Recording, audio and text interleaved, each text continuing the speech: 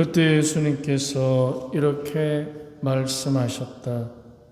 아버지, 하늘과 땅의 주님, 지혜롭다는 자들과 슬기롭다는 자들에게서는 이것을 감추시고 철부지들에게는 드러내 보이시니 아버지께 감사드립니다.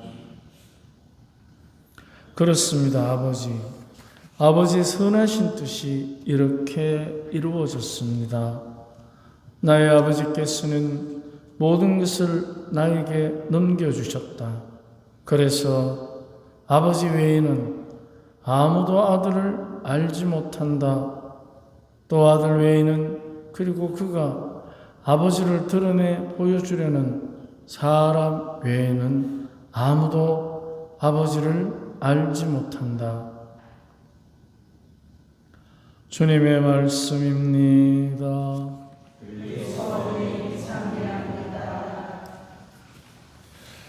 슬기롭다는 자들과 지혜롭다는 자들에게는 감추시고 철부지들에게 드러내 보이신다는 예수님의 말씀은 바로 아버지의 선하신 뜻을 그렇게 드러내신다는 것입니다.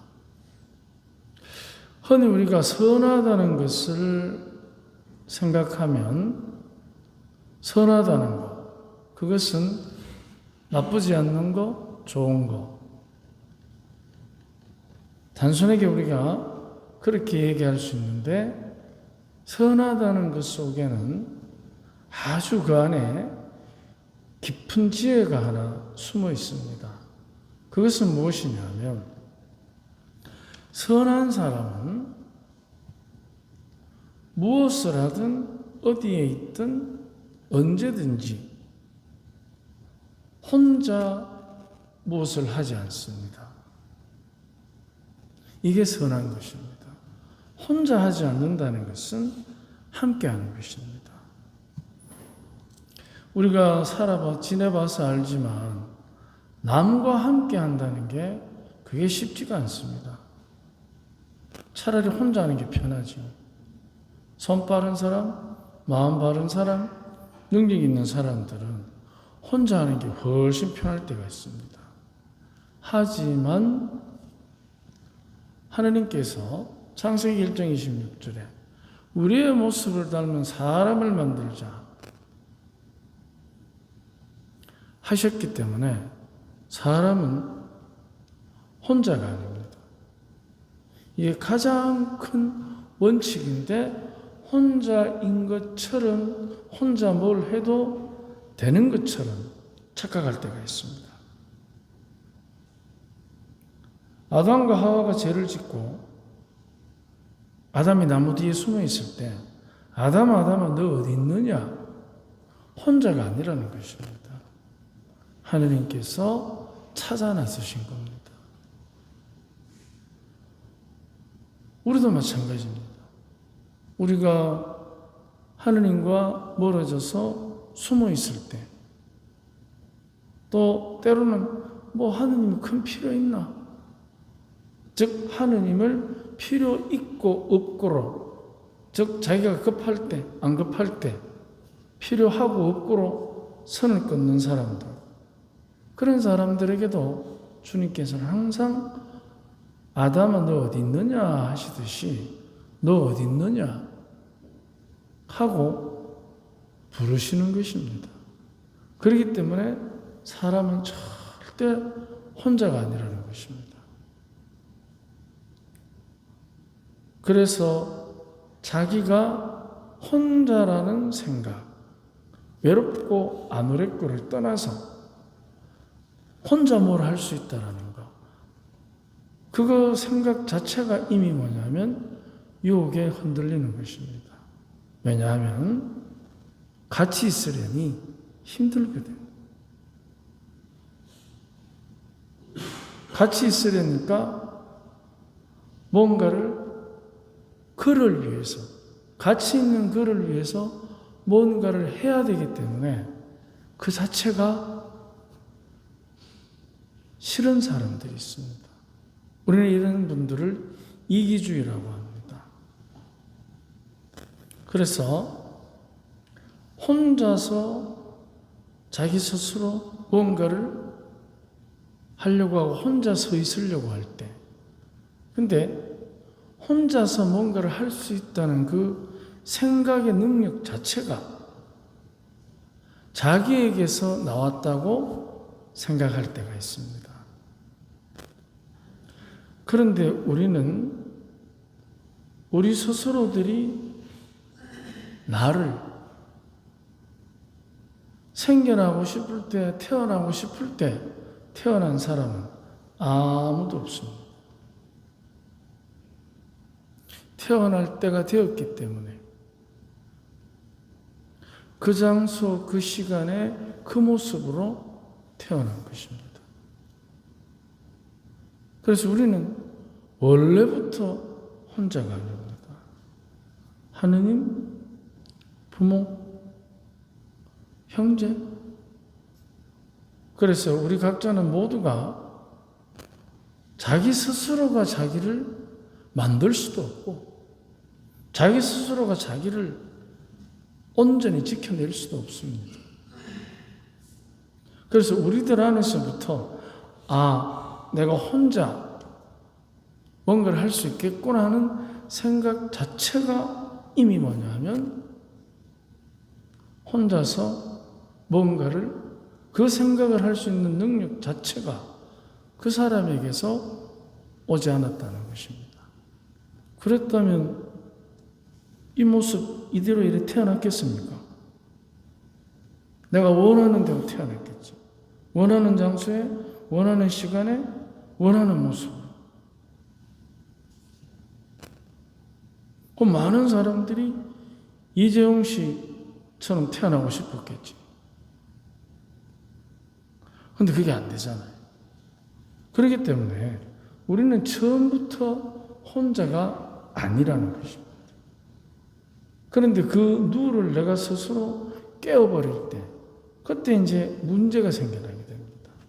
뭐냐면, 자기중심적이면서 자기 안에서부터 자기 안에 갇히기 시작하는 것입니다. 그렇다면, 선하다는 것은 나와 같이 있는 모든 것을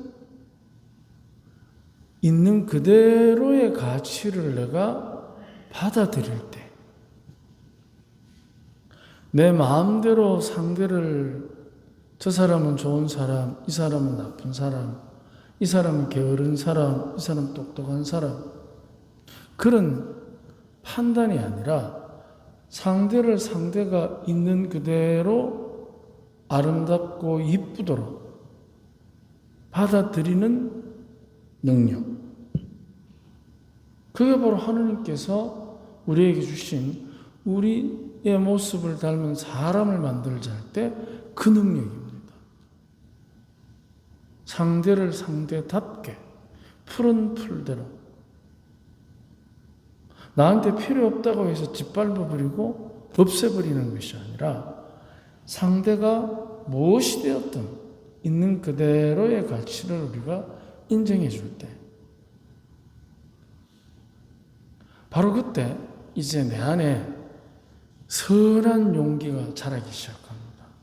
그때 그 선한 용기라는 것은 상대를 상대답게 하느님의 모습을 닮아서 우리가 받아들이기 때문에 절대로 내가 슬기롭다, 지혜롭다고 해서 내가 가지고 있는 슬기나 지혜로 상대를 농단하지 않는다는 것입니다.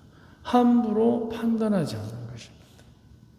다만 우리가 가지고 있는 이 정신적이고 영적인 능력들은 다름이 아니라 그 상대가 누가 되었든지 간에 그를 그답게 받아들여줘 주는 것.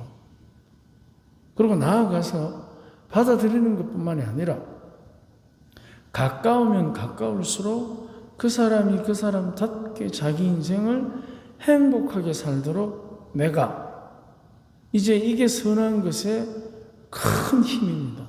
그에게 기여해 주는 것입니다. 그게 바로 부모지 않습니까? 부부, 친구, 형제, 자매. 상대가 상대답게 성숙해 갈 수 있도록 내가 나답게 기여해 주는 것입니다. 이것을 다른 말로 자기 정여라고 합니다. 우리는 누구든지 간에 자기답게 자기를 누군가에게 그가 그답게 살아갈 수 있도록 자기를 내어주는 자기 정여의 축복을 다 받았습니다. 그게 바로 창세기 2장 7절에 보면 하나님께서 흙의 먼지로 사람을 빚어 만드시고 코에 생명의 숨을 불어넣으시니 생명체가 되어서 걸어다녔다. 걸어다니는 것은 우리 걸음걸이가 다 다릅니다. 신발 뒤축 보면 알잖아요. 그죠? 그렇듯이 자기 나름대로 걸어다닙니다. 그러니까 바로 그 하나님의 생명의 숨은 내가 나답게 살아갈 수 있도록 힘을 주신 것이죠. 하느님은 하느님답게, 우리는 우리답게. 그래서 선하다는 것은 바로 두 가지입니다. 그를 그답게 받아들여 주고 그를 그답게 살아갈 수 있도록 내가 나답게 기여해 주는 것. 수용과 인정, 나눔과 배려. 이것을 이제 통틀어서 뭐라고 하느냐. 우리가 하느님의 모습을 닮았기 때문에 우리는 선하신 그분의 뜻이 바로 내가 다른 사람을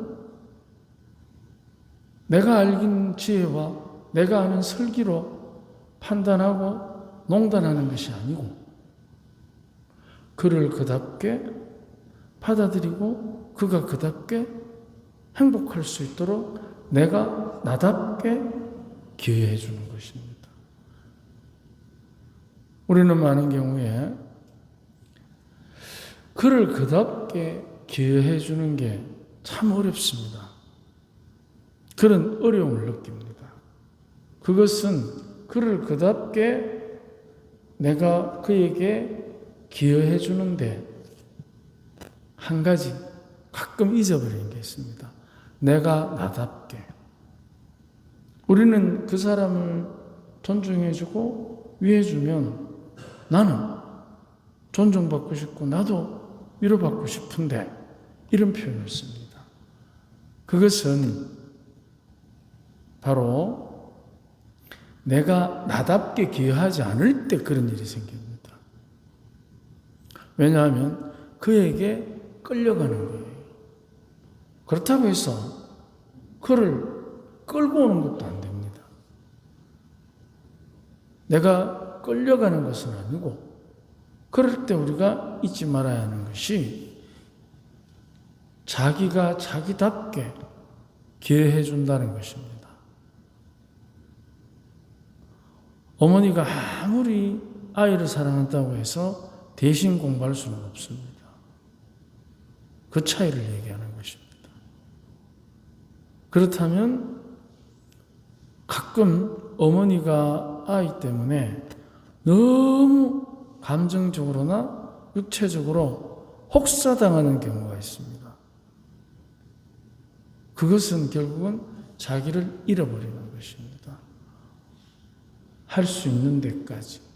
그래서 항상 자기 자신에 대해서도 자기를 자기답게 지킬 수 있도록 바로 그게 뭐냐면 선하신 하느님의 뜻을 내가 실천하고 사는가 거기에 대한 자기 반성이 굉장히 중요합니다. 우리 선하신 하느님의 뜻 그것은 우리 각자가 각자의 모습대로 아름답게 행복할 수 있도록 지켜주시는 하느님의 선하신 자비입니다. 그래서 우리 각자가 오늘도 그 서로가 서로에게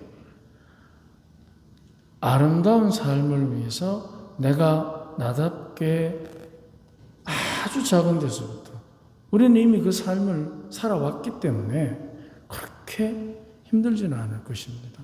지금 하고 있는 그 각자의 하느님께서 주신 소명을 아주 작은 데서부터 선하게 실천하면 되는 것입니다. 오늘 하루 선하신 하느님 안에서 선하게 행복합시다. 아멘.